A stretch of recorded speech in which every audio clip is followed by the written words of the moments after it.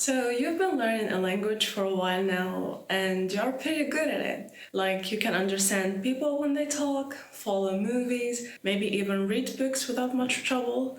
But then when it's your turn to speak, nothing comes out. You freeze, you overthink, and suddenly all that vocabulary disappears. If that sounds familiar, then don't worry, because in this video we're gonna talk about why it's so hard to speak a language you already understand, and more importantly, how to actually fix it. So let's get into it. The first reason is simply a lack of vocabulary. And I know this might sound really basic, but trust me, it's not always that obvious. And that's exactly why it can be such a trap. Let me explain. When you listen or read, your brain is actually doing something really smart. It fills in the gaps using context. So if you come across a word you don't fully know, your brain just kind of guesses what it means based on the situation, the tone, the visuals, and the other words around it.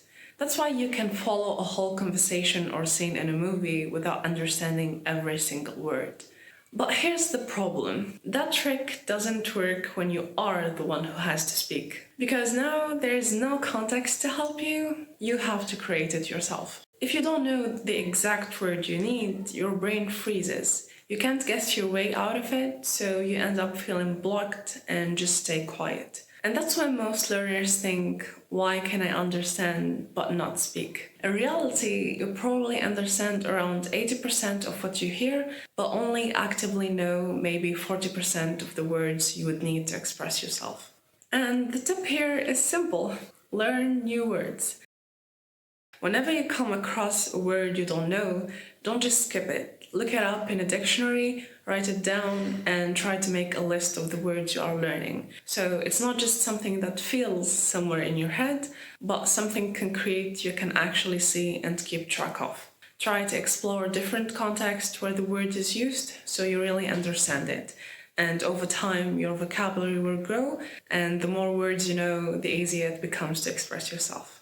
But there is still a little problem, which is that sometimes, even when you study a lot, it still feels like you are not getting anywhere. You keep learning, but you are never sure if you are actually improving or just repeating the same things. That's why getting real feedback is so important. It helps you see your real progress, spot the gaps, and know what to work on next. And that's exactly where Italki can be really helpful. Italki is an online language learning platform that lets you take personalized one-on-one lessons with native speaking teachers.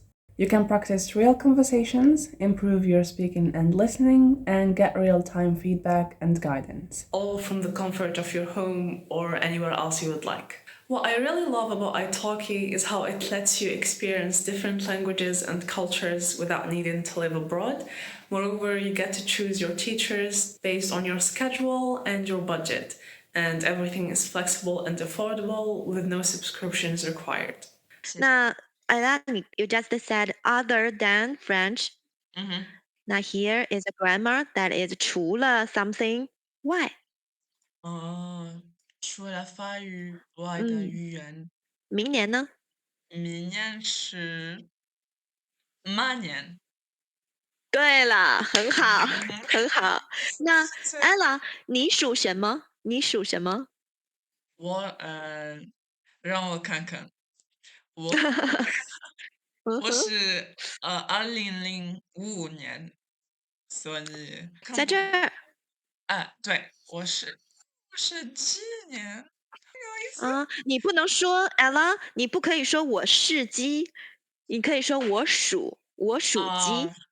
是我属鸡。嗯，And if you want to take it a step further, Italki Plus gives you extra support through AI tools like personalized lesson summaries, customized practice, and progress tracking to help you stay consistent. You even get a 1 month free trial to try it out. So, if you want a space to practice speaking with native speakers, build your confidence, and finally use the language you've been learning, definitely check it out. Click the link in the description to start your language learning journey, and when you buy $10 for your first lesson, you will get $5 for free using my promo code here. But it's only available for the first 50 users. Thank you, Italki, for kindly sponsoring this video. Now, if you are actually confident and sure about your vocabulary level, there comes the next trap, what I like to call the passive knowledge. It's when you do know the word, but only when you see it or hear it. So let's say, for example, you are learning Chinese. If I ask you what does hao qi mean, you'll probably answer without thinking so much. It means curious. But if I flip it around and ask you to describe someone as curious in Chinese, suddenly your brain just goes blank. It's right there on the tip of your tongue, but you just can't grab it. And then later on, when you look it up, you are like, oh my god, how did I forget this word? I literally know it. That moment of realization is exactly the problem. You didn't forget the word, you just couldn't retrieve it fast enough. It's in your brain, but it's buried under layers of other words you haven't used in a while. And that's where consistent active recall comes in. It forces you to use the words you already know, not just let them sit there collecting dust in your memory. It's like wiping that dust off so they stay fresh and easy to find whenever you need them. You can do that with flashcards, especially the spaced repetition method, or even simple exercises like trying to describe your day or an object around you without looking anything up. The key is to make your brain search for words regularly. That's how you strengthen those connections and make speaking smoother and faster. Okay, so now you've worked on your vocabulary and you are recalling words much better. But still, it happens sometimes when you are in the middle of a conversation, suddenly the exact word you need just disappears from your mind. You can almost see it, but it's gone. That's when having a few synonyms up your sleeve can make all the difference.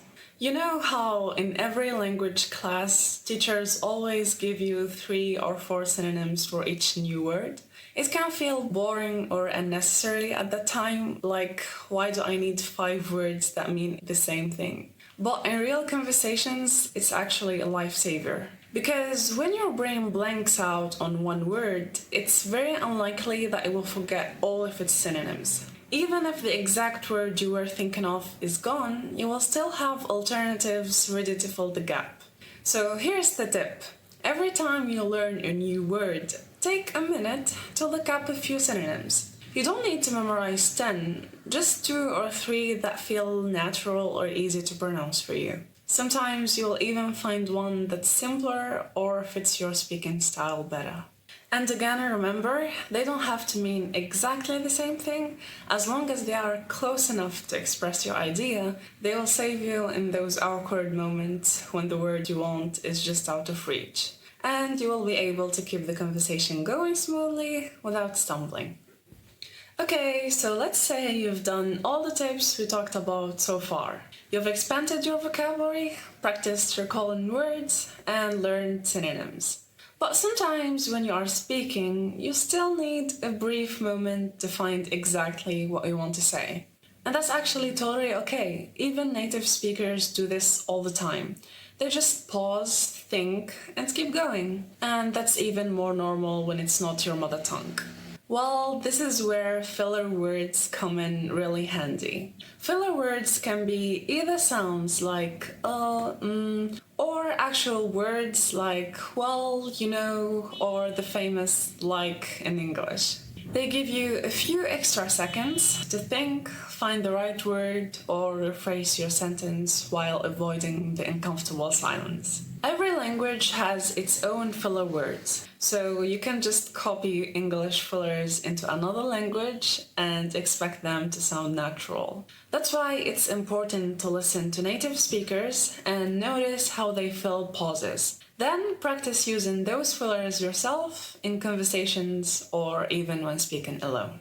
And it's actually kind of funny how initially you were stuck, but once you use some filler words specific to the language you are learning, it can make you sound even more natural and fluent. But it's also important to note that in the end, there are still just extra unnecessary words. So if you overuse them, your speech can start sounding hesitant, unsure, or lacking confidence. So the key is to use them sparingly, enough to smooth out pauses, but not so much that they become distracting.